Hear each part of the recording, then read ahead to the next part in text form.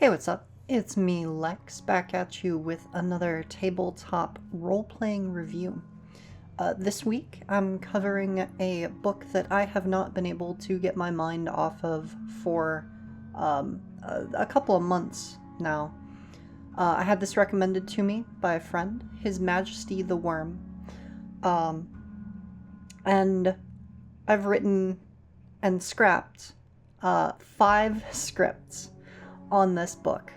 I realized that in trying to script out and plan exactly what I was going to say about all of the different aspects of the game that I find fascinating, both for the ability to run it itself and for use in other systems or adaptation to my own design work, I was kind of becoming an Ouroboros myself. As you can see here on the front page, I was just rolling back into my own writing.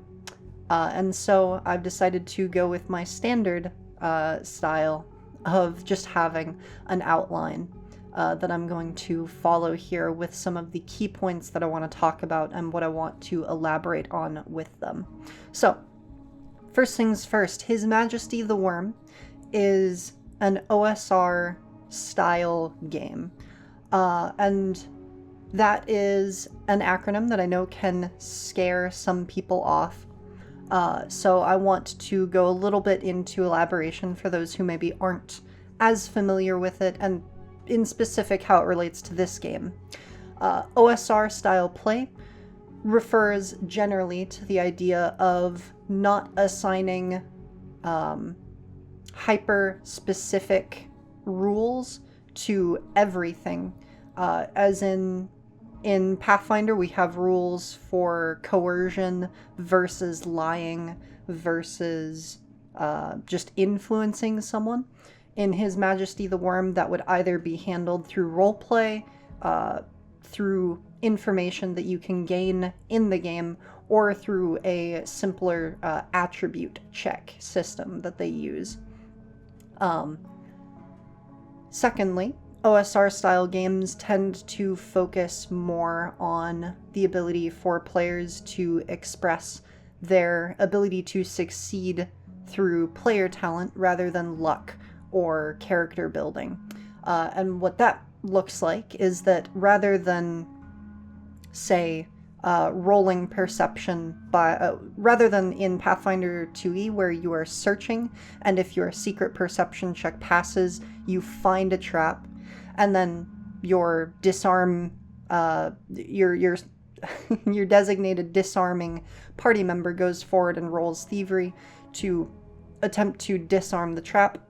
In His Majesty the Worm, you would have to, and other OSR style games, you would have to define how you're looking for traps, whether that be tapping the ground ahead of you with a pole to see if any of the stones are like able to be pushed down, pouring water on the floor so that it might pool in like recessed areas of the floor, etc. And then you would have to describe how you disarm the trap as well, or you could simply go around it. The idea being more that you're engaging directly with the fiction rather than die rolls. It's not for everybody, I definitely understand that, but I think it's a style play that you can definitely learn a lot from. I'll provide some additional resources down below for reading if it sounds like something that would interest you, but you're not entirely sure about it, because I think there are a couple of resources that can explain it better than I have here. Now, His Majesty the Worm in particular, I see as providing kind of the option to engage with it in either style, but in measured amounts. For example, when we get down into the crawl phase later, time passing is an important part of this game, and you get to engage in what's essentially called taking your time, where you can either set some kind of procedure or just say to the game master that you're going to do something with particular gritty detail, and then rather than having to describe your actions hyper specifically, to get the outcome that you desire, the GM will pass some amount of time, therefore possibly burning some of your resources, but you will gain the benefits of if you had been a little more invested. So for example, if there is a dead body and the pirate, say, has hidden, it's a pirate body, and he's hidden some loot in his peg leg, but it's wrapped in felt so it doesn't jingle,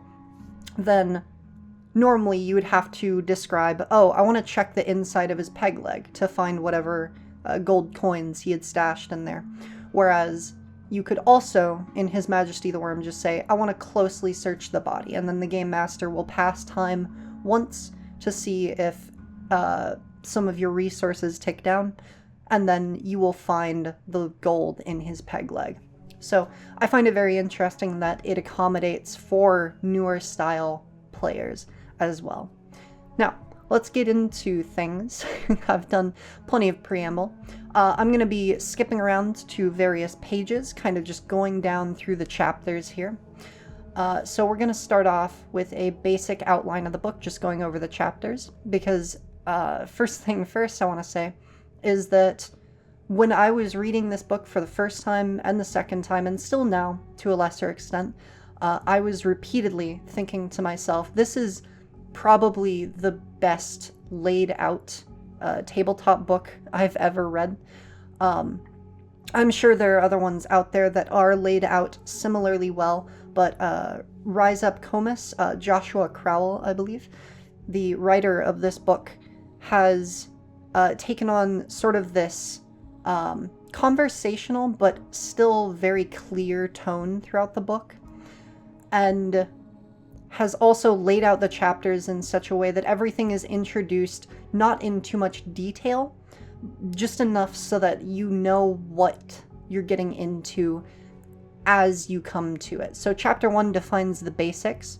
It'll tell you how you play the game, what tests of fate are, which is this game's version of checks, and various mechanics that can influence them. And then effects, which are things that these would be status conditions, or conditions in Pathfinder 2nd Edition. So being prone, being immobilized, etc., these are effects.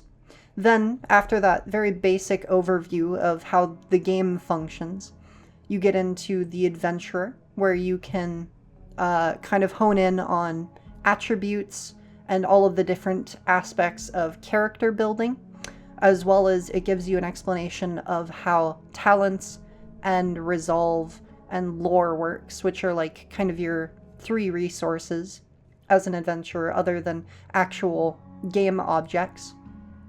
It goes into the guild, which is admittedly probably one of the least important parts, mechanically speaking, from moment to moment, but I find it to be very interesting thematically speaking. I think it adds a lot to the idea of the game, the feel of the game. And then it gets into Kith and Kin, which is its ancestries and heritages. Then it gets into the 4 paths, which is the 4 classes. And then it finally goes into the crawl, challenge, camp, and city phase, which are the 4 phases of the game that you can partake in.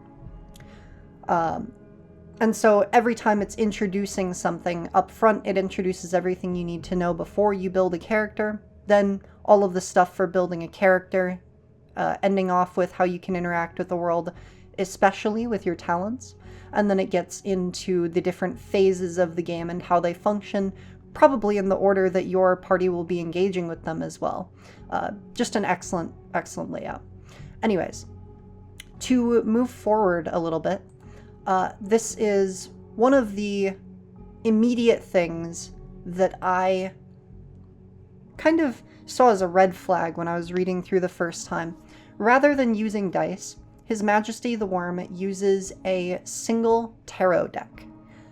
I thought on my first playthrough that this was going to be an annoying gimmick, but I realized as I continued to read that no, it actually creates a lot of very interesting interactions. So let me go into it.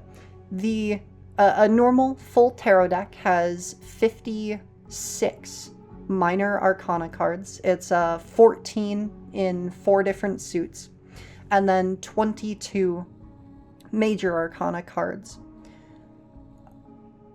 His Majesty the Worm divides it up into the minor arcana deck and the major arcana deck, and then you take the Fool out of the major arcana deck and add it into the minor arcana deck.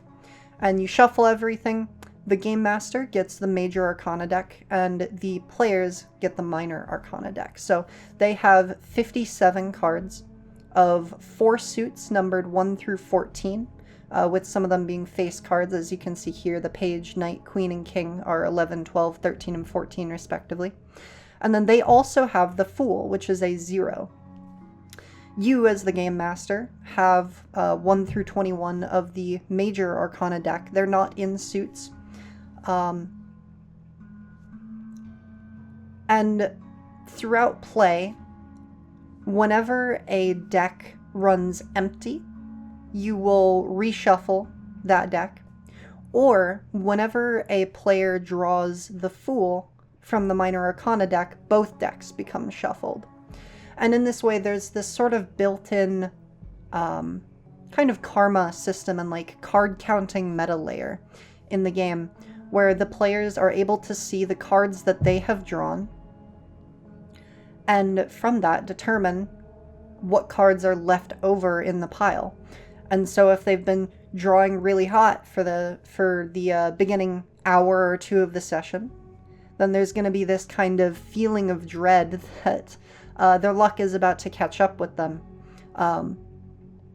Similarly, the Game Master's card deck determines a lot of things on the world side of things.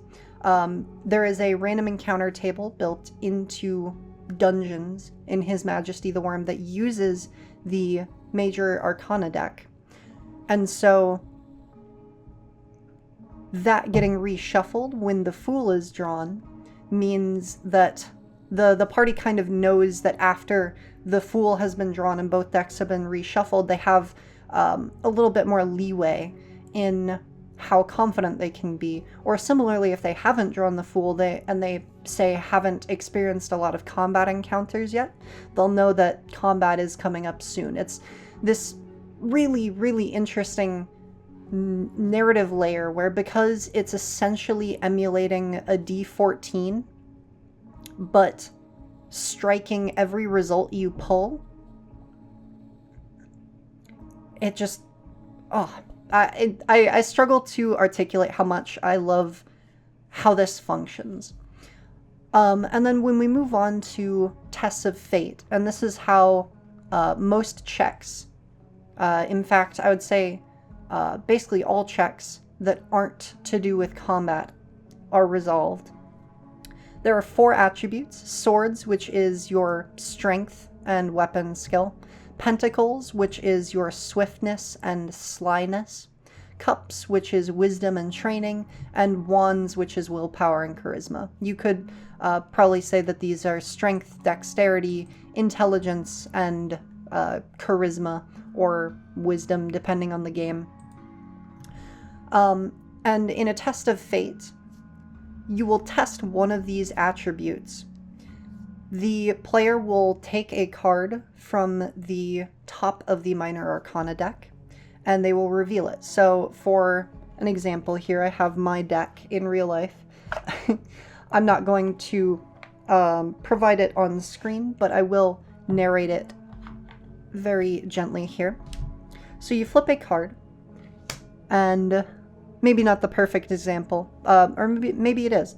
I've drawn the King of Pentacles. The King of Pentacles is a 14, and so if I were testing any attribute currently, that would be enough to succeed. The DC for any check is always 14. And you add the attribute that you are testing. So let's say we're testing swords. I'll pull another card. I've drawn a 3 of swords. So if my attribute in swords was a +4, attributes are all rated between 1 and 4, then my result would currently be a 7. That would be a failure. But there's this interesting interaction called pushing fate, where if the result of a test is a failure, the player can choose to push fate. They draw a second card and add it to their total. So let me flip my card here. That is a 3 of cups. A 3 plus a 7 is a 10, which is still less than 14, which means that I suffer a great failure. And this means that there is a new significant setback, bad situation, or harmful repercussion as a result.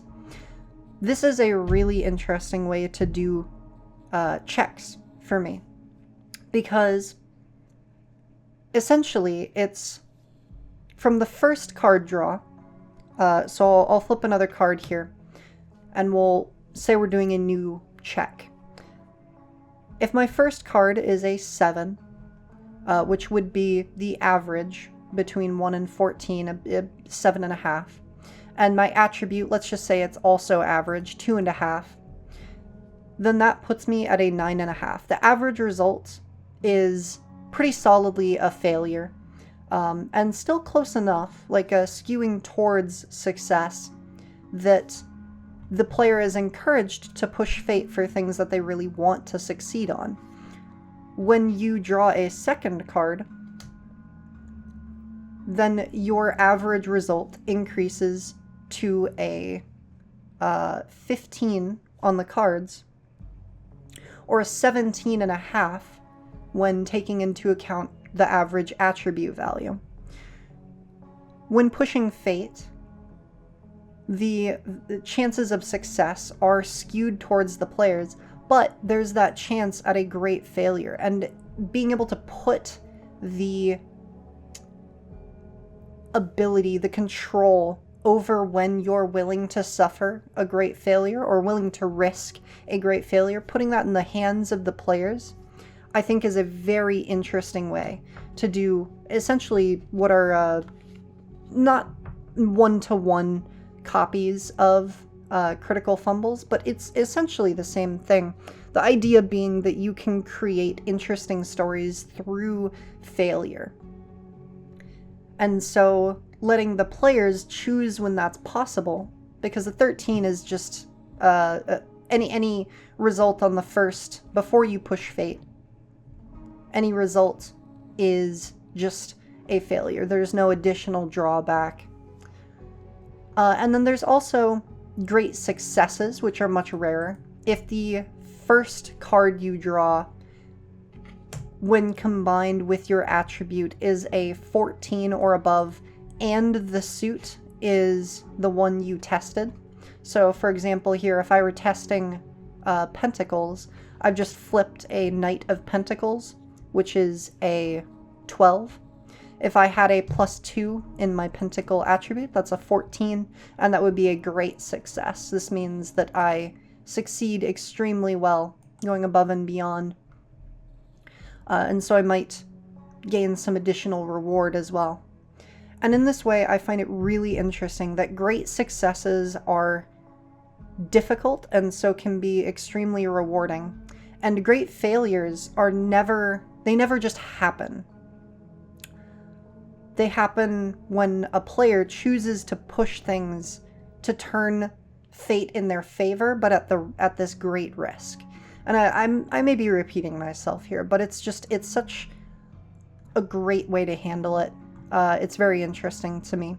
And then the Fool, when you push fate with the Fool, you always suffer a great failure. And you fail when you pull the Fool on the initial test of fate draw as well, because the Fool is the 0 card in the major arcana. Other than that, the DC is always 14. The only way to influence that, more or less, is with favor and disfavor.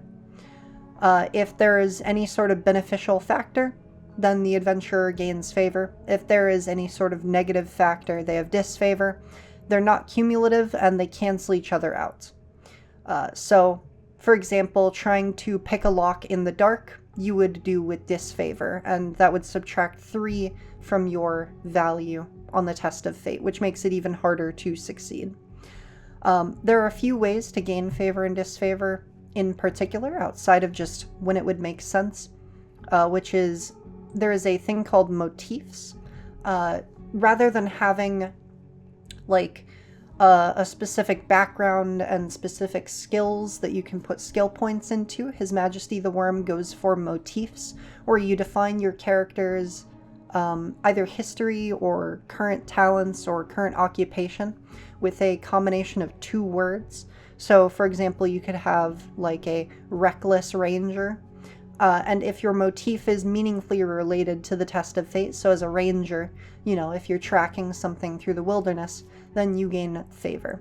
You can also spend a point of resolve prior to drawing a card on a test of fate to gain favor on that test. Resolve is essentially like this measure of ability power, and you can regain it when you rest. It's used for spells, and it's used for some martial abilities. And then finally, there's also the ability to aid others. If you can meaningfully help another person, then you grant them favor on their check. And then 2 last bits regarding tests of fate. There's Bound by Fate, which is a nice rule that prevents, I don't know if you've ever had this at your tables, I'm sure you have, where there is a roll and you tell everyone that they have the ability to do it, and then one person rolls, they fail, the next person rolls, they fail, the next person rolls, they fail, and then the 4th person who isn't like super invested in the skill or the scene is like, yeah, I'll roll, and then they succeed, and then you move on. Bound by Fate means that regardless of the result of a check, the result is bound by fate, and you can't try it again until the circumstances significantly change. And this applies to the entire party, and the game master as well. So the idea here being that if your party wants to climb up a wall and one of them fails, the first person fails, then it's just because the wall can't be climbed. It's perhaps too slippery, or there's some other situation arising. And so you want to be careful to only use checks when there should be a chance of failure, which is true for any system. And finally, group tests, where if an entire party wants to do the same thing, rather than have one adventurer do it and then just bind it by fate so that everyone else can succeed, you have the person with the highest and the lowest modifiers both test the same thing, and then they need to both succeed for the entire group to succeed. If only one of them does, then the group comes short and is put in a tight spot. 0 is just failure, and less than 0, which is if someone suffers a great failure, it subtracts a point, essentially, is disaster for the entire group. Very interesting. I love the card system here and the tests of fate, and I might bring up again throughout this review here just how impactful I feel having these cards and having this deck in front of you can be for the game experience. Lastly, in the basics chapter here is just effects. I'm a huge fan of effects. I have seen far too many game systems espouse the idea that they should have, or not espouse, reject the idea that they should have codified conditions that can be relied on. It never works out well. I was playing a game, I forget what it was the other day, but they had multiple abilities for starting classes that could knock creatures prone, but no definition of what being knocked prone actually meant. And that's just not the type of game I want to play, where the game master has to come up on the spot with what being prone means. Here, there is a whole bunch of keyworded challenges, and here's trip. If you are tripped, you cannot avoid, move, or dash Melee attacks against you have favor, missile attacks against you have disfavor, and anyone engaged with you is disengaged from you. This is a great reference here. I will always advocate specifically for the inclusion of all of the common occurrences in a role-playing game. I want effects, and I want all of the basic movement types and common actions that a party might take to be codified and easy to reference and easy to use, and this does a great job here. Now we move on to the adventurer. There's a very interesting lens that His Majesty the Worm takes with its adventurer creation style here, where rather than directly just giving you a sheet and telling you to fill it out, it recommends that you kind of do it narratively. After your origin, which is where you just set your home, your hearth, your heart, whatever, it tells you to, for your second one, describe something your adventurer struggled with during puberty, and then whatever your struggle is determines where the lowest attribute you have goes. Next up, a failed career. You're an adventurer, which is a dangerous job, so tell us about how you messed up having a normal life. And then that'll be where your 2 is. And then finally, 2 things. So not finally. Tell a story about why you're willing to brave the underworld. You determine your quest here. And I'll get into that in just a moment. And then finally, tell a story about your first adventure into the underworld. And that's where you put your 3, your second highest attribute. And I find this style of narrative character creation to be, well, not exactly perfect. And this will definitely be something that I think gets skipped over the more commonly you make characters.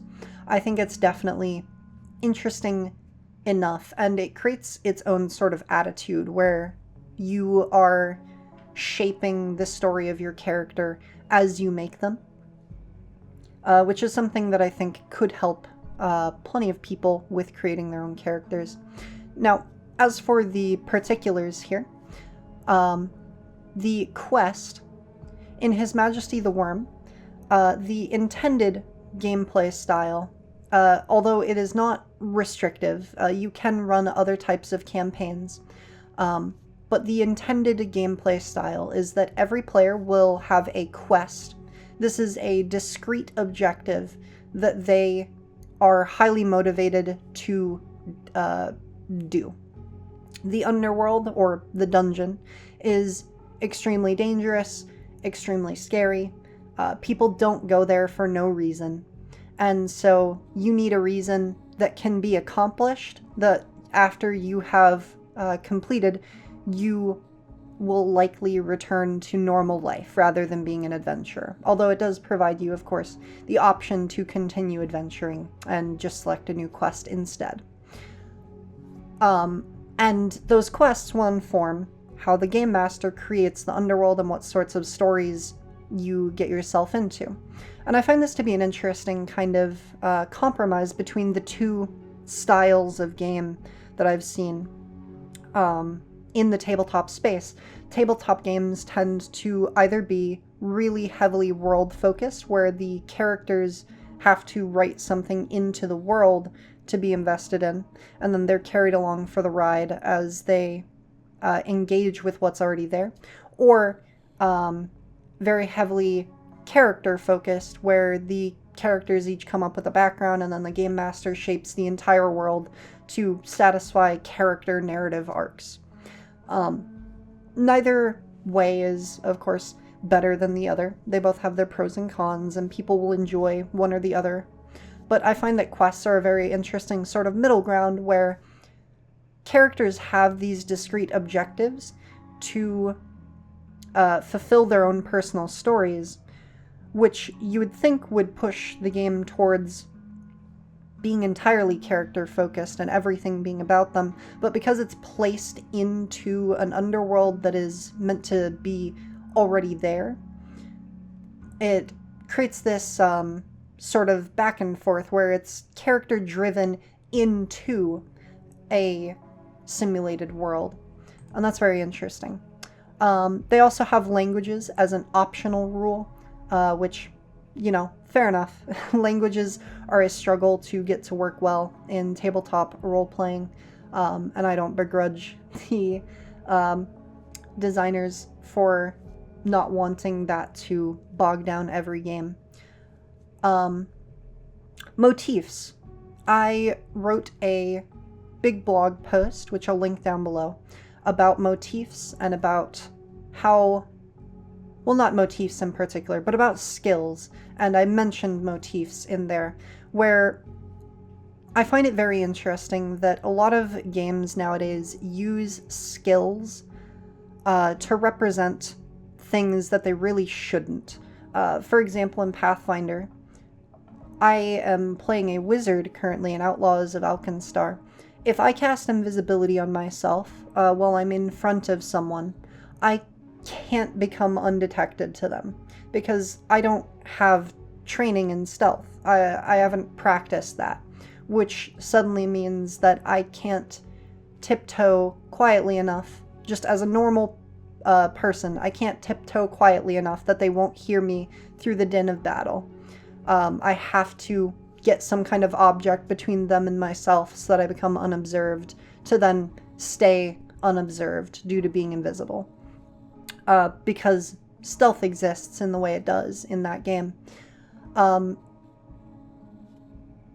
of as a summary, skills can, while they allow for abilities that characters wouldn't have access to normally, for example, if you have incredible athletics training and skill feats, you can swim up a waterfall, which is just not something you would have access to if an ability didn't tell you that you could do that. But it also creates that negative space at the bottom where, because I'm not trained in stealth, I can't even tiptoe like a normal person can. I find that motifs find a super solid middle ground there, where granting you favor on tests of fate that are appropriate to your history means that you gain all of the benefits of being more capable at things you should be better at, without any of the drawbacks of being bad at things that anyone should be able to do. Next up would be talents. Talents is the game's essentially sort of feats. You have a talent from your ancestry, a talent from your class, and then a bunch of extra untrained talents also from your class. You can use talents that you have mastered, which is the 2 that I mentioned you start with, for free. And then you can spend experience points to use untrained talents from your path.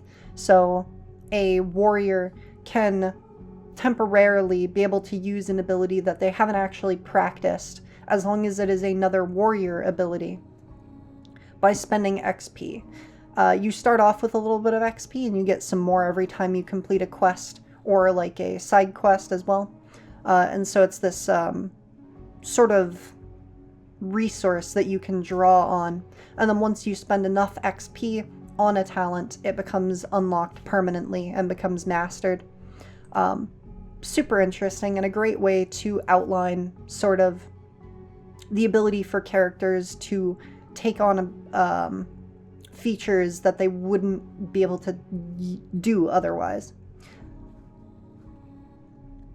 And I believe, there's one more thing in this chapter that I wanted to talk about in regard to characters specifically, and this is bonds. His Majesty the Worm, rather than having hit points or like daily spells or anything like that, has bonds. Essentially, with each other character at the table, you establish a bond. The default is ally. You're an ally with everyone at your table, but you can do other things like adversary, best friend, lover, siblings, rivals, and this would be a friendly rival as opposed to adversary where you hate each other. And these provide both narrative and mechanical sort of triggers, where when you fulfill that narrative role with another person, you charge your bond. And then when you are resting during the camp phase all the way down here, you can use those bonds to either heal or restore limited use abilities, specifically your resolve. You have 4 resolve and a maximum of 4 resolve. And that is what you can spend to gain favor on a test of fate. You can also use it to gain favor on a challenge action, so this is during combat. And certain talents also require you to expend resolve.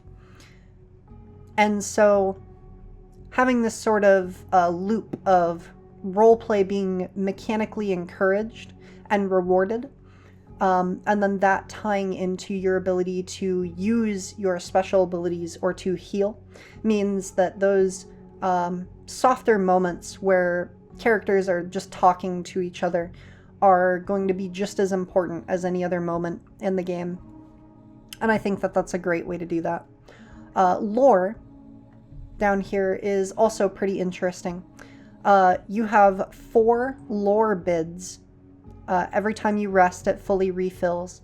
And you can use it to essentially recall knowledge on something. You ask the GM if your adventurer would know this, and the GM can either say yes and give you a full, detailed answer, and that checks off one of the lore bid uses. Tells you no, you would need a relevant motif to be able to know anything about this. And you do not expend the lore bid. Or the game master will say the question doesn't seem fair game. If the question was too broad or vague, then you get to reframe or rephrase the question. So, for example, here, you can't say, have I ever seen anything like this? But you can say, do I know what the monsters depicted on this relief are? The answer has to be thorough. So the game master can't say you're not sure, but you think it might be related to dragons. If it's that vague, then they don't need to bid lore. They could have come up with that themselves. Instead, the game master either tells you nothing because you don't understand, or says you know that these are dragons because you've seen their iconography before. As a dragon hunter, though, you recognize that these are fire drakes. These dragons are flightless and live in rivers of lava under the earth. They're famous for their uncontrolled rages and fiery breath. And then finally, lore bid questions aren't a replacement for clever thinking, so you can't ask how do you defeat a dragon, but you can ask if a dragon has any special vulnerabilities. I think this is a great way to do it. Tying lore to the motifs as well adds some additional sort of backdrop to and weight to your choices here, and can represent not only knowledge, but of course your ability to carry out that knowledge. Now, for inventory, as an OSR-esque style game, His Majesty the Worm has a pretty heavy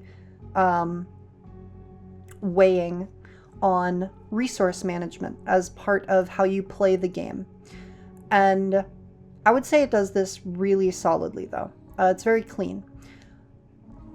Most items take up a single slot. If you can hold it in one hand, it takes up 1 slot. Anything you have to hold in 2 hands takes up 2 slots. And some things are bulky enough to be oversized. They can only be carried on your belt. Armor is carried in belt slots. And some items can be stacked. You will have 4 belt slots, 21 backpack slots, and of course your 2 hands. And essentially, the idea here is that you have this big backpack, that's the 21 slots. Belt is anything that you're keeping like on you either because you can't fit it into your backpack. So, for example, a big old ladder would be oversized. It would take up 2 slots and have to be carried on your belt, just on your person, because it can't fit into your backpack. And then your 2 hands. And there's a very interesting balance here in that it's harder to get items out of your pack than it is to get them off of your belt. Your belt is also where you would wear armor. And then because, and then because you have only these 27 item slots, you need to be careful with what you pick up, what you leave behind, what's important, because you will constantly be burning torches and eating food as you're exploring. There are also rules, of course, for items breaking and being repaired, but I think that this is very clean.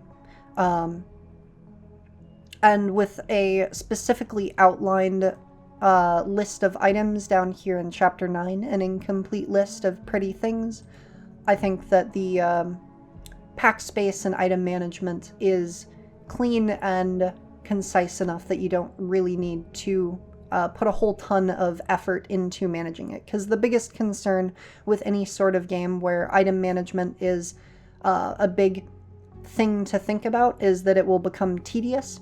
And I think that in having it be very clean like this, where it fits on a single page, His Majesty the Worm makes it easy enough to follow. There are also some rules for creating new characters, especially on the fly, which I will not get super into. The guild rules, I'm going to skip over here, more or less, but it is a narrative sort of... here we go. It is a narrative sort of design that the players opt into, where they create and name a guild, they decide how to split profits, they decide marching order and vague ideas of roles for what you are going to provide to the party. And you agree to pay for funeral debts.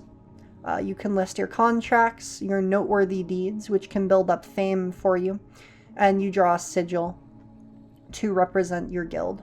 None of this is particularly mechanically heavy, but it creates a very genuine atmosphere. And it also opts into something that I find particularly very interesting called the rumor mill.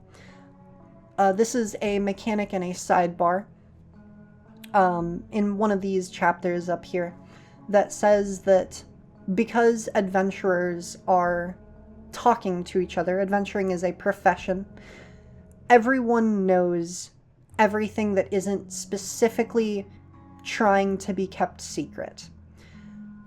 You might have adventurers following behind you, listening in on you, or you just talk about it when you get back to town, etc. The idea being, essentially, that if you make a new character, you don't have to roleplay not knowing things that your previous character knew. You will always know everything you as a player know, unless your characters tried to keep something secret. And this is a great way just to bypass a lot of metagaming issues.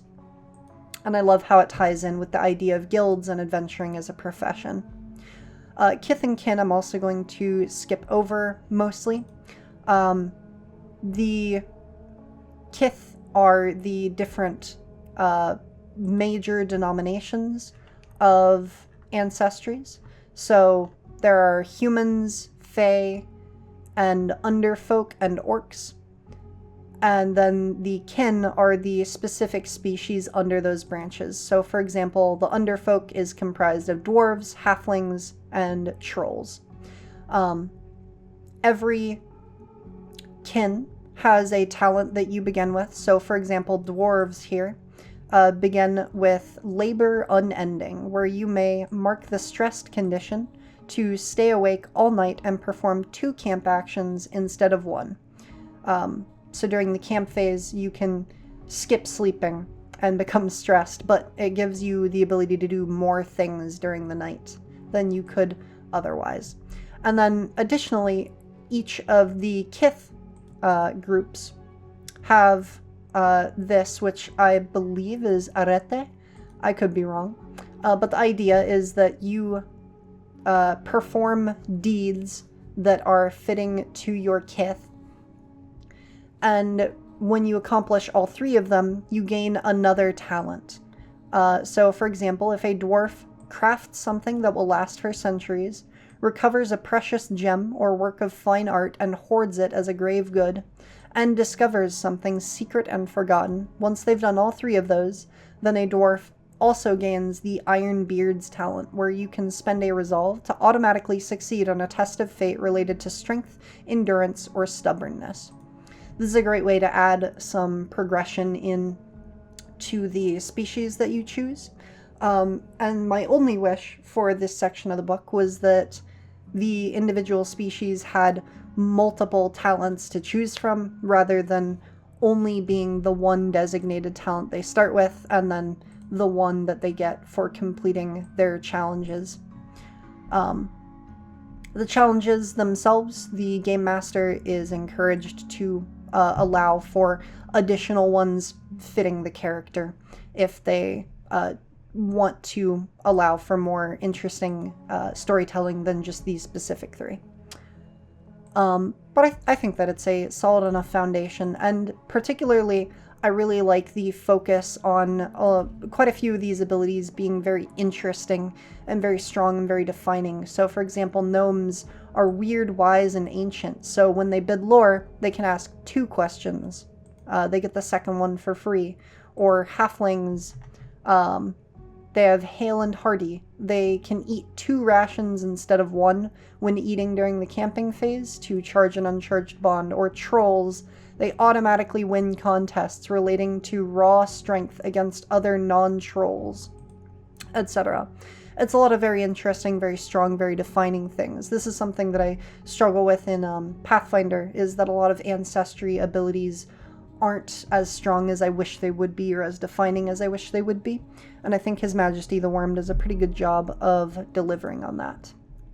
Now, we're going to get into the 4 paths here, and this is the last part of character creation. So after you've defined your bonds, assigned your stats, and purchased your gear, although that is later down here in the city phase, you finally just fill out your talents. And you can either be Path of Swords, which is essentially the warrior, Path of Pentacles, which is essentially the thief, Path of Cups, which is sort of a cleric, but it doesn't have spell casting, or Path of Wands, which is the wizard. You will gain access to all of the talents of your path, and one of them will be mastered. I'm going to be looking at Pentacles because it has a little bit more that I want to talk about. Pentacles talents has Acrobat, Ambusher, Con Artist, Fight Dirty, Quick, Sneak, and Up My Sleeve. So you will gain access to all of these, and you can spend an XP at any time to be able to use one of these talents. But you also have one of them mastered, which means that you can use it at any time, no matter what. So for example, we'll say that our thief will take Acrobat. You no longer need to test fate to climb sheer surfaces or walk across narrow ledges or tightropes. You climb and scamper along difficult or vertical terrain as easily as walking. During challenges, you may move this way as a miscellaneous action, which is just the move action, as easily as walking to a new zone. Additionally, if you are prepared, you may treat a fall as if it were 20 feet shorter, and if you are not prepared, sorry, I clicked there. If you are not prepared, you may spend a resolve to treat it as if it were 20 feet shorter anyway. I want to hone in here for a second. This is adding on to the blog post that I mentioned a while ago about character abilities. Pathfinder has, I believe, an issue with some abilities being things that you should have the ability to do anyway. Some feats are essentially locking standard abilities behind themselves. His Majesty the Worm, I find, is very dedicated to ensuring that if there is a talent, it is something that you could not do without that talent. So you never feel like your ability to interact with the world by default is being restricted by what's there, only widened by what you have access to. And I think that Acrobat here is a great example of it, and Sneak as well, but Acrobat here, not needing to test fate to climb sheer surfaces or walk across narrow ledges or tight ropes, that's already fine enough, but then being able to climb and scamper along vertical terrain as easily as walking is very, very incredible, and being able to treat falls as if they're 20 feet shorter just automatically without needing to come up with a reason or do any sort of test of fate, it's great.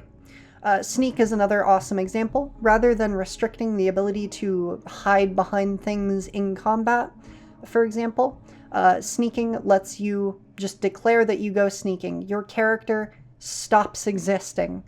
And then later, if you're not present in a scene and it's at least somewhat plausible that you could have snuck there, you can spend a resolve to arrive on the scene dramatically. And if a challenge has yet to begin, you ambush whoever is there. If a combat's already begun, you just join the flow of combat as normal. And you may rejoin the scene for free if all tension evaporates without spending a resolve. It also allows you to infiltrate as a camp action to try and search areas out. And then it has a little sidebar as well, essentially saying, don't be that guy. If if there's a scene you shouldn't be in, don't use Sneak to join into it. This is just an incredibly fun design for Sneak here. And again, it's something that there's this particular focus on ensuring that it's something you couldn't do without the talent. And that's something I really appreciate. I really commend the writing of here. Now, we're finally getting into the gameplay itself. And this is where I'm going to be hopefully skimming over some things to make it a little bit simpler, a little easier to understand, because I could talk about this for hours. I have been talking about this for hours, although not in this video, not yet. So the crawl phase is the first phase that most players will experience in His Majesty the Worm. This is crawling through the underworld, through the dungeon, checking out rooms, checking out traps, encountering things, responding to them, etc. During the crawl phase, time is divided up into watches. A watch isn't a discrete period of time. It is instead a vague measurement for gameplay purposes. It could be an hour, it could be 10 minutes, it could be an entire night. But a watch passes each time the guild passes into a new room on the map. Whenever the guild spends a long time performing a task, so this is the this is a catch-all for, you know, if you take any sort of long action in a room. And then each camp and challenge phase as well. When a watch passes, the Game Master draws a card from the Major Arcana deck and compares the result to the Meat Grinder table for that dungeon, which is the random encounter table's name. And then they describe the event in the context of the new or current scene. You also draw an additional card, a watch passes essentially, when the party makes a loud noise or otherwise draws attention to themselves, although the only result that can be drawn in the event of a loud noise is a random encounter. Or if the party is moving carefully, if they're proceeding very slowly or methodically, if they've established some kind of routine, or they want to do something very methodically, then you draw and only have a result occur if it's torches guttering, which is if the torches burn down.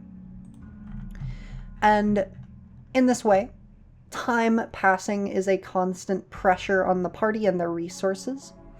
You only have so many inventory slots between your party members for torches, and you need torches to be underground.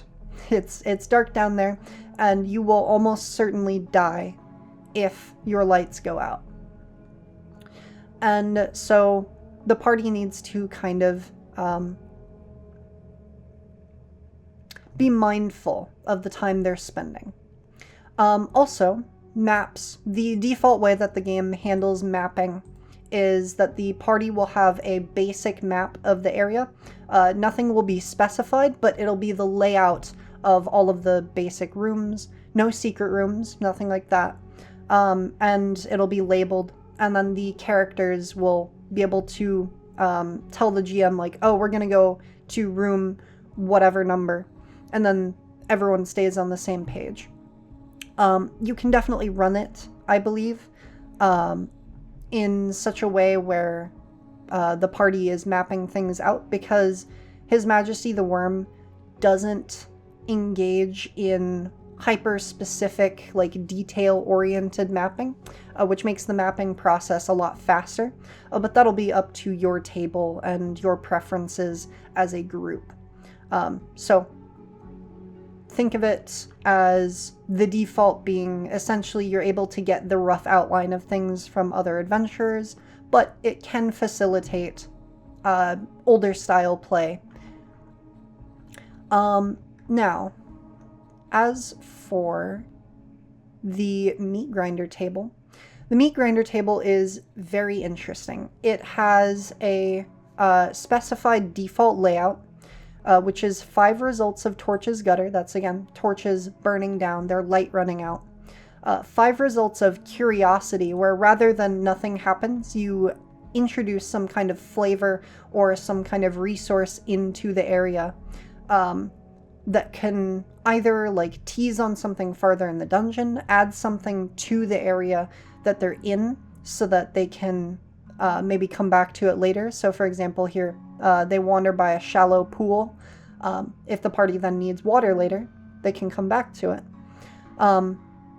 Or some other sort of thing that isn't particularly impactful in the moment, but can add to the game. Then they have 5 more results of travel events. These are either difficulties or particular important events. So, for example, there would be droppings where someone steps in poop, and if they can't clean it off, they become stressed. But the poop is from an ogre, and so that kind of teases that an ogre is coming or is in the area. Or it could be a rushing river, a hole in someone's pack where an item has fallen out, etc. Then 5 more results of a random encounter, and because of the times at which watches are meant to be pulled, random encounters are intended to be mixed with a scene. Because it's whenever they are entering a new room, you would, for example, pull a card behind your Game Master screen as they open a door to go into the next room. And then, see here, it's 17. So that would mean that in that room there would be a cockatrice with its chicks hunting either whatever's in that room currently or passing through that room on their way to practice hunting. And so you would mix the encounters into the scenes. And I think that that's a great way to do it, because one of the biggest pieces of advice that anyone who's used a random encounter table before will know is that you want to mix in the random encounters into the world. You don't want to just have things happen. That's a very easy way to make things boring. And then finally, the top result, 21, will always be a quest rumor. The party always designates a quest that they're going to do before they go down into the dungeon. And when they pull a 21, it'll progress them towards that quest, even if they have otherwise been unable to pursue it. So, for example, here, if they pull the quest rumor for whatever quest they're on, they find a rival guild crucified, still alive, though grievously injured and dehydrated. If they can provide aid, healing, and food, the rival party gasps about their recent encounter with the vampire Geralt Morn, who the guild has sworn to slay. That would be their quest, is that they're trying to kill Geralt Morn. It was this dread vampire who crucified them as a warning to others, and they have news of his current whereabouts, but would be loath to tangle with him again. So you come upon some adventurers, you save them, they tell you where they last saw the guy that you're hunting. Quest rumors are great, and I love, again, that the design here with the meat grinder and cards is encouraging the players to sort of push on as far as they can, because the more cards the game master flips from their deck, the more likely it is that they'll eventually draw the world and to give the player a quest rumor that'll help guide them towards their current objective. But they have to work their way through all of these other challenges. And then if the Fool is drawn, which is especially likely during the challenge phase, because a lot of cards get burned during combat, as one might guess, then the Fool creates this sort of very fitting, I'm not super into tarot, but it creates this sort of very fitting idea of the Fool as kind of this return to the to the start, and they'll have to push through these resources again. And one of the more interesting parts of the meat grinder table as well is that every result on the table except for the first 5, the torches burning out, gets crossed off when it's used and replaced when the party returns back to town. So the dungeon becomes more predictable and a little less dangerous as the party stays there, but also as their resources are burning down. And they have to balance that desire to return to town and spend money and restock with the knowledge that they will then face new terrors, in addition to the dungeon itself adapting to their behavior in the last time. The meat grinder table also gets filled back out again. There are also some specific rules on how light works, on how stress works. It's essentially if you want to inflict something on the party members, but you don't want it to be too terrible, it's inflict stress. It is meant to represent traumatic experience, physical distress, so like having to wade through cold water, making someone angry or sore or miserable. You mark stressed, and it makes it harder for them to heal. Item durability rules, falling rules, which is always great. I love when different methods of interacting with the world are codified, so having falling here is great. I do wish that there were rules for swimming and more specific rules for climbing here, perhaps, as well. Swimming is the big one. I don't want to have to come up with on the fly if someone falls into the water, like some variation on, test strength, or you drown, or like you're carrying too much stuff, you'll have to drop these items, or else you'll drown. I wish that was detailed for me, so that then players could, instead of kind of being scared of water or me having to come up with something on the spot, players could understand the risks that water poses and follow through and make their own decisions on whether to engage with it. But that's not too terrible.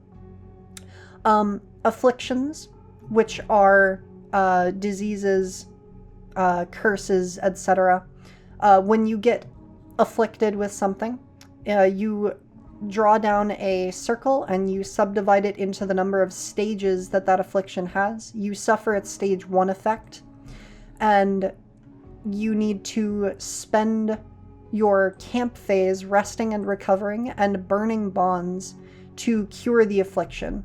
And you cure it from the top down. And once you cure the last phase of it, then it goes away entirely. So for example, here, you suffer the phase 1 affliction. Next time you go to rest, you can burn, say, 2 bonds, and 2 bonds was enough to cure the first, or the stage 6 affliction here, so that gets blacked out. You can never suffer, say, stage 6 now, but then the affliction itself will progress to stage 2. So afflictions end up being this sort of slow burn, dangerous thing where it's not only burning your ability to perform by debuffing you in some way, or putting you in greater danger with its effects, but it's also making it harder to do other things because you're having to burn your bonds on curing it rather than healing yourself from actual damage or restoring your resolve or your ability to sort of push through in the dungeon. So afflictions specifically because of the top-down curing style, aren't super dangerous usually. Like, they're not going to kill you on their own, but they may very well be the reason you die nonetheless. And you'll want to be careful with them.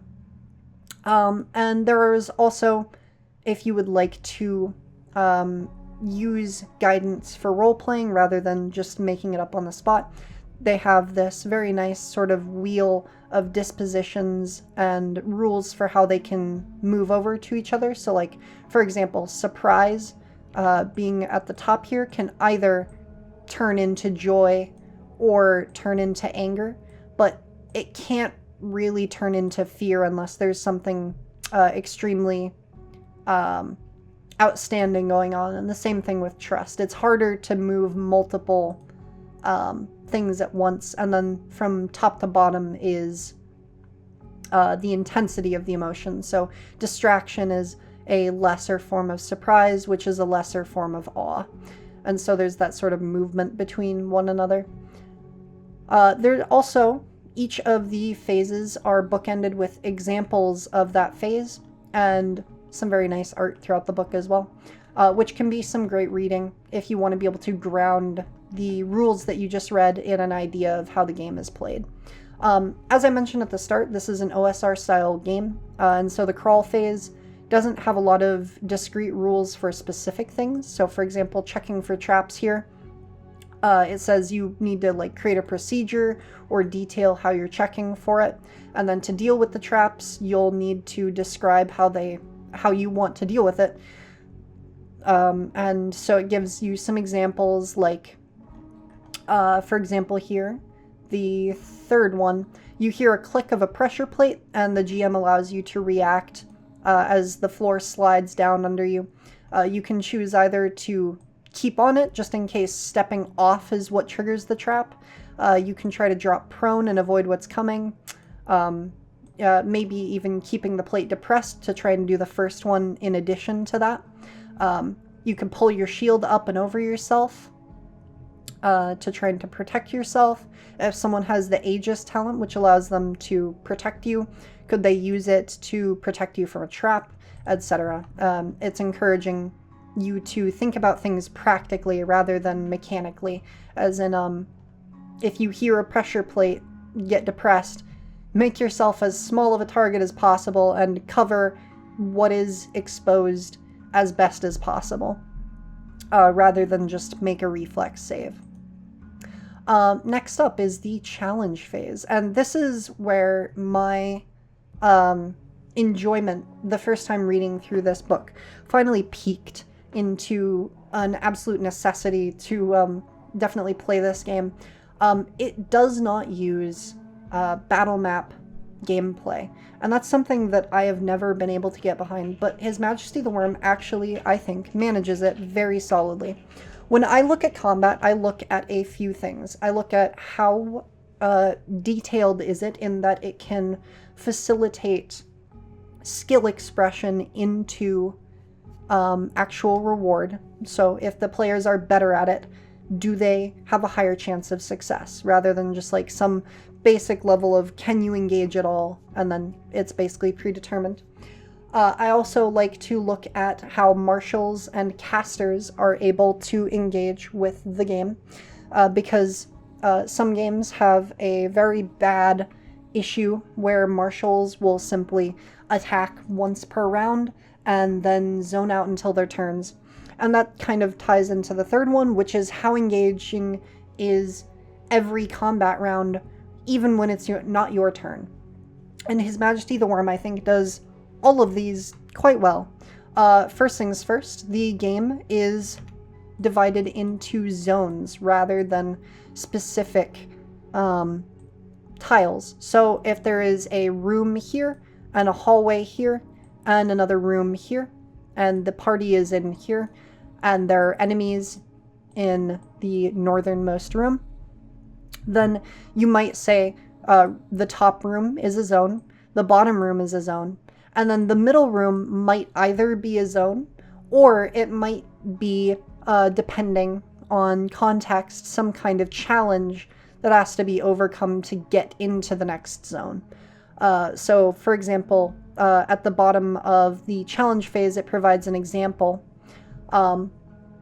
And the example is that there is, in fact, a hallway connecting 2 rooms, and that hallway has a swinging pendulum blade, which functions as a challenge the party needs to overcome to move between the 2 zones. And this is honestly really easy to keep track of. You can even do it on player-made, handmade maps very easily, because they just need to sketch out the rough area of a room and then subdivide it as appropriate for zones. Now, for zones, it gives you some basic guides for how to divide them, but it's generally if an area is like distinct from another. So if you had like a raised platform, that might be its own zone compared to the rest of the room. Characters can move around within their own zone entirely freely. Which means that in that example that I provided a moment ago with the 2 rooms, a party could take cover behind the walls here when they're being fired upon by goblins down the hallway to impose disfavor onto the goblins' attacks.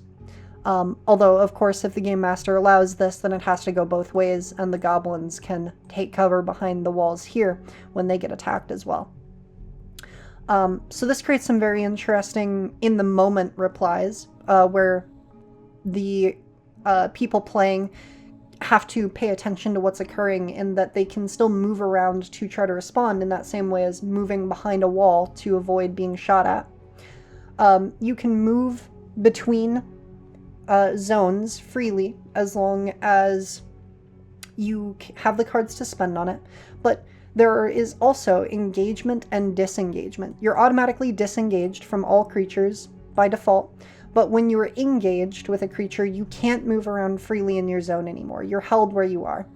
And that is because you're actively struggling against opponents in battle. You become engaged when a character successfully makes a melee attack against you.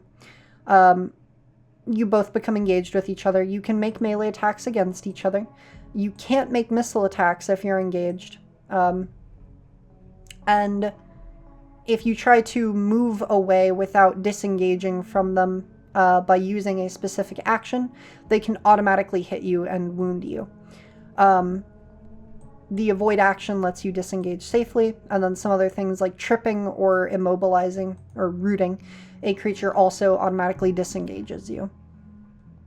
And so there's this really interesting sort of very intuitive freeform description style where zones can determine general areas of a battle, and then you can move around in there, but if you get locked down in melee, then you're stuck there. And you'll have to find some way out of there. There are also rules for ambushes and surprise rounds, which I'm not the hugest fan of usually, but for His Majesty the Worm, I think it works just fine. It has advice specifically as well for if the adventurers set up an ambush, then you essentially just give them a held action. They say, when X happens, I'm going to do Y, and then the action is automatically successful and the challenge begins as normal. So if they hold an arrow to shoot bandits coming along a forest path, they'll automatically get that arrow off and hit the guy. But then the combat begins as normal rather than there being a whole round of surprise or anything like that.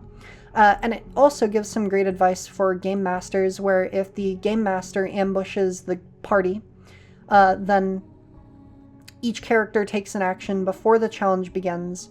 It's automatically successful, doesn't require a card, but it'll tend to be the enemies creating an advantage first, depriving the adventurers of resources second, and only if they can't do either of those will they just stab you and deal damage. And so it's this very interesting where if the game master does get the drop on the players, the sort of GM advice here is to create a more interesting battle by having an advantage or depriving the adventurers of resources, taking their weapons, extinguishing their torches, etc., rather than just Oh, I'm gonna stab you 4 times. Pretty great. Now, as for the challenge phase itself, this is where I'm going to get a little bit looser in my descriptions here. Each of the characters will draw 4 cards from the Minor Arcana deck and keep them in their hand. During the combat phase, all of the cards in your hand are hidden. You don't get to share what you have, you don't get to share what's face down on the table, which means that you can bluff as well.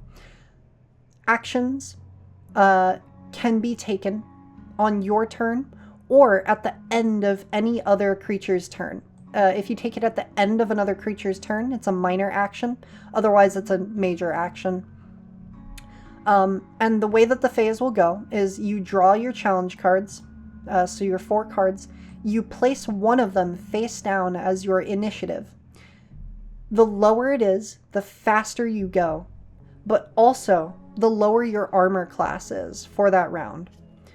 So, for example, if I were to play a Knight of Pentacles face down, the only thing that matters here is the number, which is a 12 for a knight, which means that if a creature wants to attack me, they have to meet or exceed a 12 with their result. And I will go, as the GM counts up 1 through 14, I will go when the GM reaches 12. That'll be when I take my turn. That's very interesting. And initiatives being face down until you take your turn or until you are attacked also means that there's this sort of back and forth bluffing where or information seeking, where creatures can act fast to get out of harm's way and attack someone to reveal their initiative so that another creature can then act with more information and be able to hit that particularly high armor class, for example. Tied initiatives act at the same time, so players decide who goes first, and if there's a tie between the GM and an adventurer, the GM determines who goes first. I tend to, if there's any sort of discrepancy, go in favor of the game master here, so monsters will go first, but that's up to you. As long as you are consistent with it, it should be good. As for turns, every time a creature's initiative gets turned up, as the GM counts upwards from 1 all the way to 14, when it comes to their turn, they will flip their initiative up and take their turn. During your turn, you can play any of the cards in your hand to take any action, and you add your attribute to your action. So the actions are divided up into the 4 attributes here, and they're also a collection of attribute-less actions. So, for example, just moving a zone doesn't have any sort of particular tie, but attacking is a swords action. And so you will add your swords value when you swing your weapon. And so during your turn, you get a potential +1 to +4 benefit, and you can use, again, any card in your hand. Then, at the end of every creature's turn, every creature is allowed to take a minor action. A minor action has to match the card to the action you're taking. So, for example, I could not make an attack action with a Knight of Pentacles, but I could take a Roughhouse action because that is a Pentacles action for a Pentacles card. Minor actions also do not add your attribute. So you're restricted in what actions you can take, and your actions will be weaker, but you can take them at the end of every turn, and so you can respond very quickly. And that's very interesting. And then the miscellaneous actions can again be taken with any card. So if you would like to move, you can use any card that you have. And it's a great way to use those actions that maybe if you drew a very low card on swords and you don't have any desire to use an attack or riposte with that, then you might use it on moving, or you might use it on pulling an item from your belt, etc. And so with the 4 cards per turn and one of them going towards your initiative, this means that every character is going to be able to take 3 actions per turn. per round. And this keeps the players engaged, in addition to being able to move around within their zone as long as they're disengaged for free. They can also then use minor actions at the end of any given turn to influence the game. And minor actions occur simultaneously.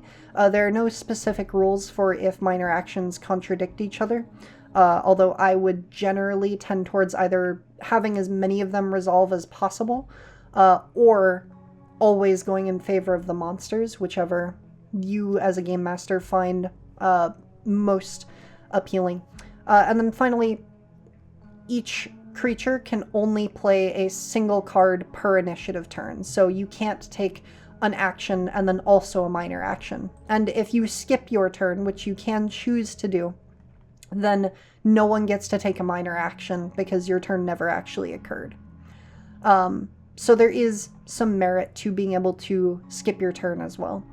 Finally, there are also interrupt actions where they get to play a card not counting against the limit of one action per turn, and it interrupts the action that you're playing it in response to. So if someone is attacking you and you have an ability that allows you to play a riposte as an interrupt, which polearms allow you to do, then you can do so. You can, in response to them attacking you, before they have resolved that, play and resolve a riposte action which hits them and does damage, potentially protecting yourself from taking damage.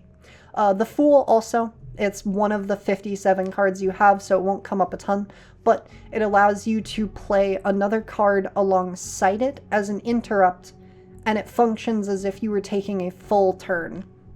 So if I drew a Knight of Pentacles and the Fool and some other card, I could play that some other card on my turn, and then at any point, in response to any other action being taken, I could play the Fool and that Knight of Pentacles for any action, and I could add my attribute to that Knight of Pentacles because it counts as if it were my turn. It's a very interesting and powerful way to add the Fool into this. And then the full list of actions has some pretty great description for exactly what they're capable of doing. Things you want to... these are the type of things that you want to see when you're getting into, for example, combat or anything particularly tactical, is the ability to reliably understand what the actions are doing and carry them out. So, for example, here, guarding, if you have a shield, you can replace your initiative with any card from your hand as a miscellaneous action, discarding your old one. So if I play an ace so that I can go very quickly, then at the end of the next person's turn, I can replace it with the Knight of Pentacles in my hand to change my AC up to a 12 if I have a shield, for example. Game Masters have slightly modified rules for the challenge phase. They use the same actions alongside some extra ones, depending on what the monster is, because monsters have unique abilities, of course. But they have different rules for how many cards they draw because they're playing multiple creatures. And because the Major Arcana deck doesn't have suits, you can use any action, or you can use any card for any action. There are specific rules, the mob rule here, for ganging up on an adventurer. So, for example, if you have 2 enemies attacking the same adventurer, they gain favor. 4 gains favor and pierces armor. And 8 gains favor and deals critical damage, which automatically marks the most dangerous condition possible. So it's a lot of fun. And then they have some touching here on the bottom at how death works, new adventures, ultra fast character creation, just in case, and then an example challenge phase as well, for if you aren't fully in on the rules. From here, the game systems become a little easier to explain quickly. So there's the camp phase, where you go through these 5 steps. You take a camp action, you eat some food, If you can't, you become stressed instead. And then if you can't again the next time, so if you're unable to eat multiple camps in a row, then you skip being able to recover. Then the GM will check for any random camp events. And then you will recover, which automatically refills your lore bids. Clears the staggered condition, which is one of the conditions that it's essentially like free damage you can take. There's no downside for it, and it gets healed automatically here, as you can see. Then you can burn bonds to either heal or restore resolve. And then at the end of the camp phase, you need either a bedroll, tent, or fire, 2 of the 3 of those, to sleep or rest successfully. The camp phase also has an optional page for overland travel rules. They're very simple, but very functional as well for hex crawling. And the camp phase has a specific focus on sort of role-playing and sort of having a little bit of downtime, a little bit of thinking, and being able to use camp actions as well. These are short little actions you can have, like gain information based on what's written in a book, scout ahead, refill a quiver of arrows or bolts, etc. Some simple stuff for resting for the night. And this is how you can get some abilities back as well. And then finally, the city phase, which has a lot of steps to it, but this is something you're not going to be doing super frequently. When the party returns from an expedition down into the underworld, first they are taxed for half of all of their carried coins. This is a choice specifically to make, like, the party weigh whether or not they want to return to the city, as well as invest themselves in whether they want to carry harder to lift loot items as well, that they might then be able to sell off for coin without it being taxed.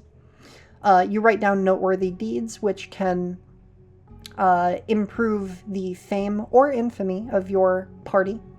A city event will happen, which might influence how the city itself is throughout the rest of the phase. So maybe there's a festival going on, and there's a special activity people can take action in. The party will turn in contracts. These are your side quests, essentially, that you can do. These are how you get extra gold and extra XP outside of just completing your quests.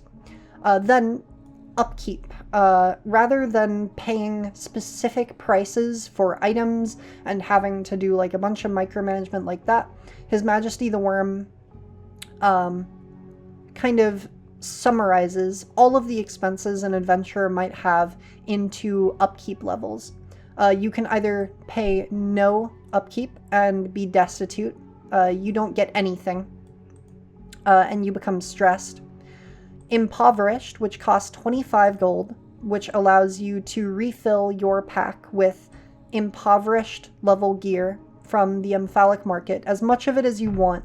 You can fill as many of your item slots as you want with that tier of items.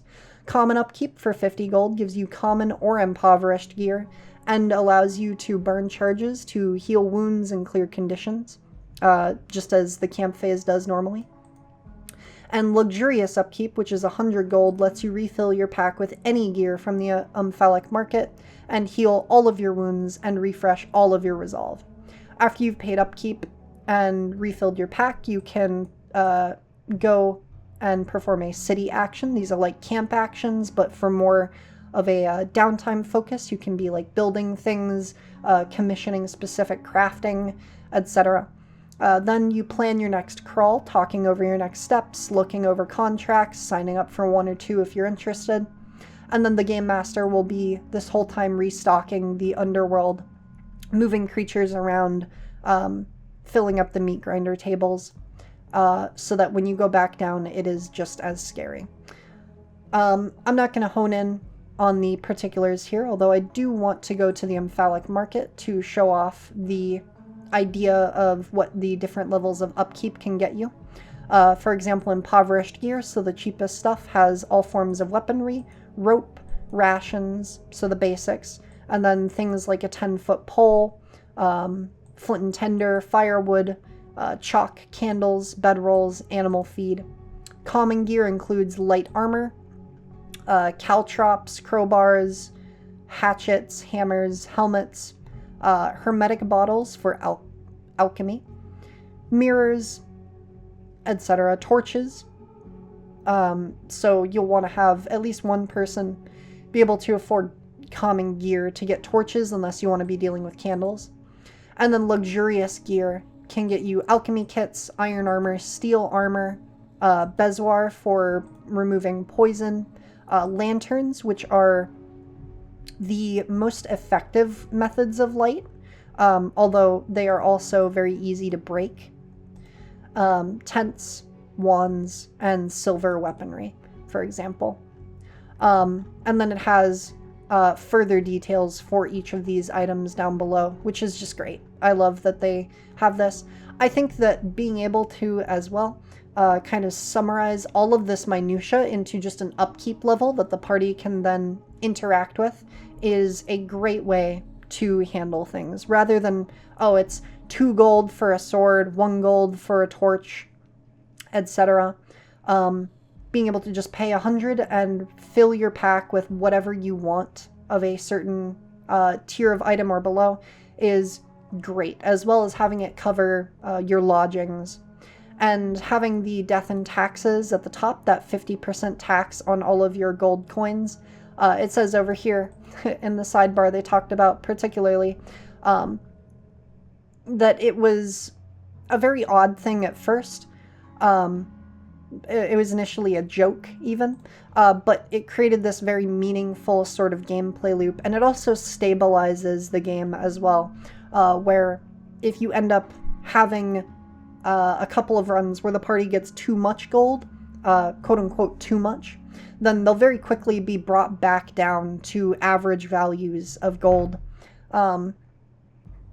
As the game continues on, just naturally it'll balance itself out if things get too far one way or the other. They'll be paying very little if they have nothing, and they'll be paying a ton if they have a lot of gold. The rest of the book is then dedicated to game mastering rules. So a lot of great game master advice here that I'm not going to cover because I'd just be repeating written words here rather than talking about design.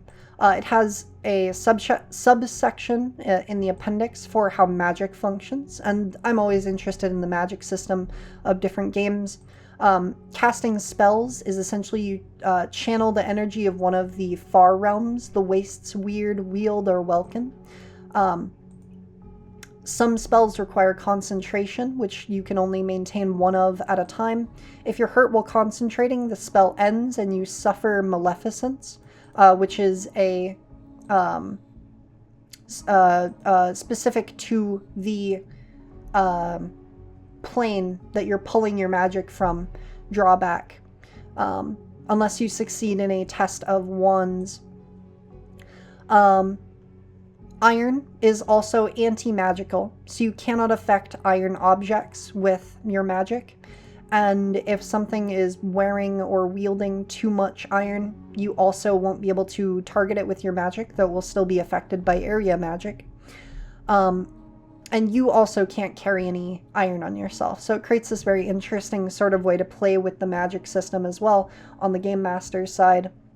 As the player is managing their own ability to carry iron, you can have, if they have a spell that's too powerful to deal with for the monsters that you're throwing at them, you can have whoever the baddie is start outfitting them in iron armor to get protected. Don't go overboard with it, of course, because it is just hard anti-magic. 75% of their body doesn't let them be targeted by any spells. So look out for that. The Maleficence things here are 1 through 14 results.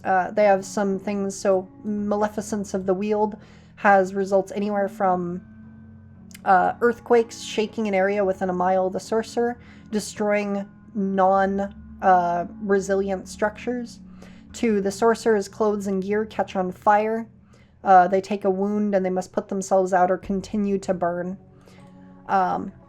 etc.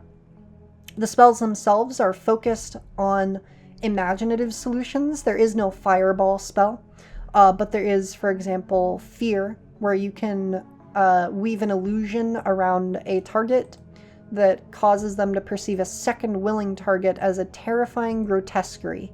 The primary target is inspired with fear, and this is a keyword up in the effects. It means that the character has to role play out that disposition to the best of their ability towards the illusion cloaked creature. And then it also provides some additional rules just in case, where fearful creatures attempt to flee, avoiding combat unless it's necessary to escape, prioritizing high value cards for initiatives so they can run faster.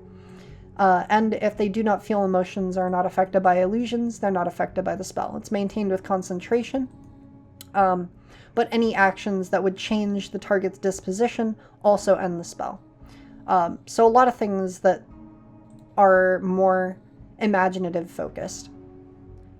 Also over in the appendixes is the alchemy system. This is one of the cups talents you can take. It allows you to essentially take parts from monsters you find and turn them into magic items, either bombs, oils, or potions. So either something that's drunk, something that's spread on something else, or something that you throw. And I will admit the alchemy system is a little strange in that it is particularly GM heavy. You are expected to come up with the results of the items that the players create, but then it's on them to keep track of what those items are, so that if there is something that they find and want to use, they have to remember what it is. Otherwise, you're free to just come up with something else in the future next time they make it with the same resources. The third appendix is for creatures. The fourth appendix has some rules for city creation and how you can do it with a deck of tarot cards. And then the fifth appendix is how to create your own underworld, your own mega dungeon. Either some general rules or how to use cards to do it as well. Overall, His Majesty the Worm is a book that, like I said at the very start, I have not been able to get over. I've been thinking about it a lot. I've been writing about it a lot. I have been talking about it a lot. I'm a huge fan of a lot of the components of this book. I really like the way that the cards tie into everything, both on their meta layer and on their directly interactive layer. I like the way that it takes a lot of what makes the OSR good and ties it in with more modern design sensibilities that I think makes sense, like having more codified rules, in particular for combat, especially where if a player's life is on the line, you want them to be able to know what they're going to have access to and what the results of their actions are going to be. You want them to have agency in that sort of situation and reliable options, while it also maintains that very easy and intuitive and very deep style of play where directly engaging with the world can be super rewarding rather than just being a series of skill checks. And then also even accommodating for people to take slower, more resource-intensive paths if maybe they're just a little tired this week. They don't want to describe all the minutiae of everything they're doing. They just want to proceed down the corridor slowly. The only concern there would be that if your party is over-reliant on the ability to go slowly, they're going to be burning through their resources and they might be missing some of the best parts of the game. So I would recommend to emphasize to your players that you want to engage with the world as if it were real and as if you were a real contributor to it. This is not the type of game where you're going to want to be leaning onto that backup for all of the actions that you take. They're there as a backup so that you aren't forced to always be describing the minutiae, not because it's a good game without them. Tabletop is all about storytelling, conversation, etc.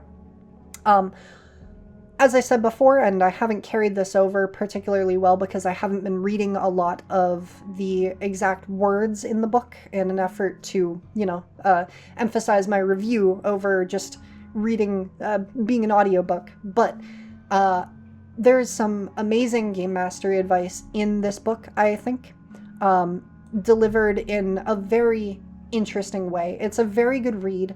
I'd recommend the book to anyone who has even a little bit of interest in it. I believe Rise Up Comus actually has a few free chapters.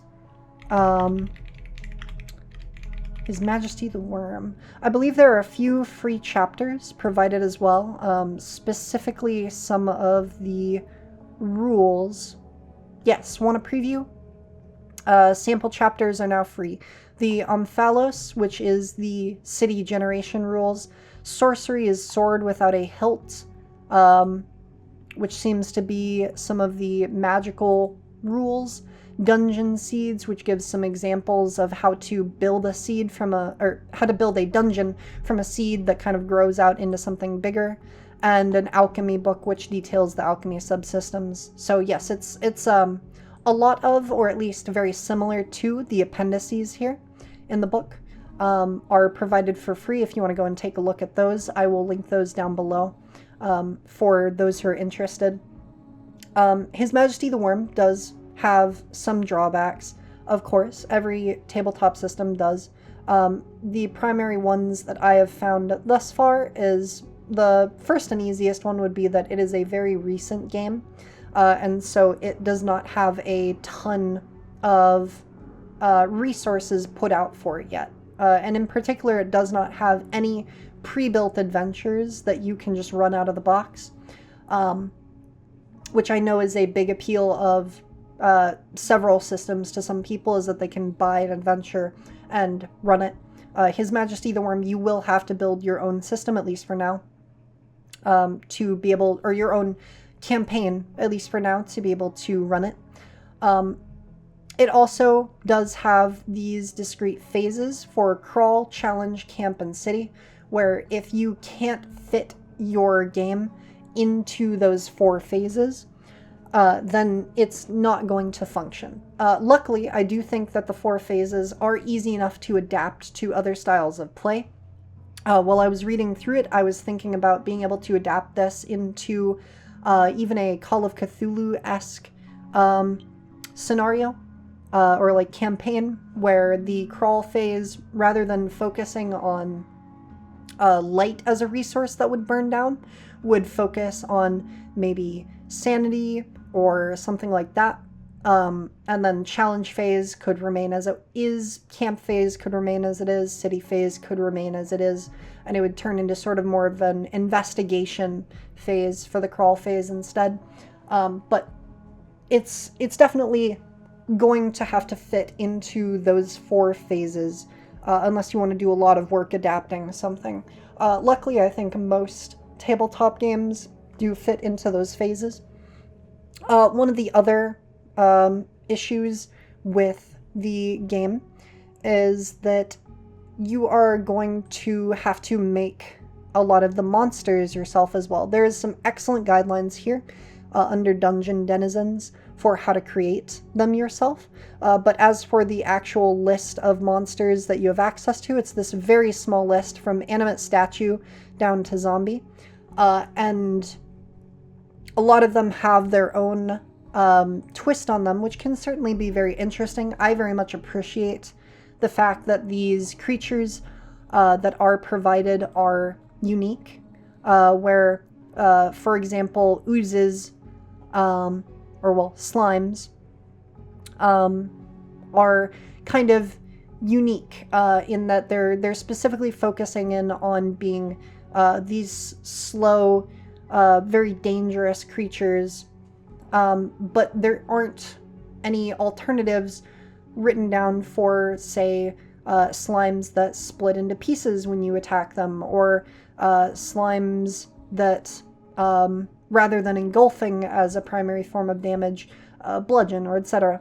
I'm working on a supplement that I hope to be able to publish sometime this year that should provide some additional creatures, but just know that you're going to have to come up with creatures if you want to run any sort of pre-made adventure in the OSR space using His Majesty the Worm. You're going to have to either make them yourself or adapt them over, and that can take some effort, although, again, there are some great guidelines in here, because a lot of these default ones are great to use, but not great for adapting purposes. Other than that, though, His Majesty the Worm, one of my favorite reads ever, and certainly my favorite read this year for a book. I would highly recommend giving it a look, even those free chapters, just to see what kind of writing style Joshua Crowell uses. And it also has a very, very lovely thing right here. At the very front of the book, permission is granted to photocopy and otherwise reproduce for personal use. The mechanics and game text may be reused freely. Third-party compatible works are welcome. Art may not be reused because artists maintain their own copyright. And if you declare compatibility with His Majesty the Worm, just state in your legal text your product name as an independent production by you and not affiliated with Joshua McCrowell or Exalted Funeral. It's a very short, very concise, very upfront declaration that this game is open to be used for homebrew. And there is an excellent creator package as well provided online that has logos and templates and fonts, etc., so that you can produce something that looks like this and fits with this very easily. I think that it's just a great thing to see, because the tabletop hobby has always been driven by collaboration, and that's a great thing to see at the start of a book. Anyway, I've talked plenty, so I hope this review has been informative as to summarizing what His Majesty the Worm has to offer, its strengths, some of its weaknesses. I hope it's interested you, if the book itself interests you at all. Thanks for watching, everybody. I will see you all next time. Leave me a like down below if you liked the video, subscribe if you would like to see more, and I will see you next time. See ya. See ya. As for my channel supporters on Ko-fi, thank you to Artuska for the one-off donation. Thank you to SacD for the monthly donation. Thank you to Phoenix FH for the monthly donation. And thank you to Kizo for the monthly donation. You all are what keeps this channel running, and I greatly appreciate the donations that you make. Thank you.